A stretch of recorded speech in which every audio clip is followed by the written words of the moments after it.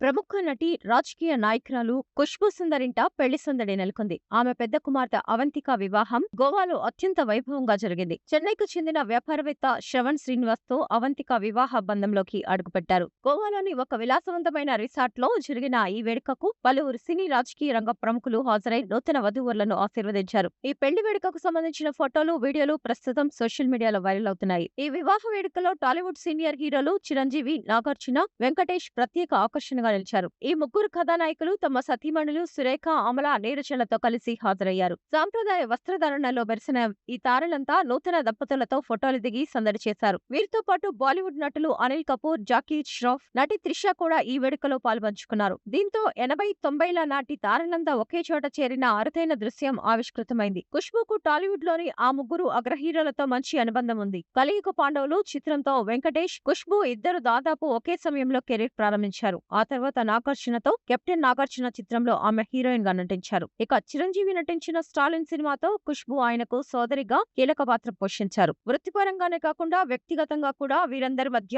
స్నేహబంధం కొనసాగుతుంది. వెండితెరపై ఒకరితో ఒకరు పోటీ పడినా నిజ జీవితంలో మంచి స్నేహితులుగా మెలిగే చిరు, నాగ్, వెంకీ తమ స్నేహితురాలి కుమార్తె వివాహంలో ఇలా ఒకే ఫ్రేమ్ లో కనిపించడంతో అభిమానులు ఆనందం వ్యక్తం చేస్తున్నారు.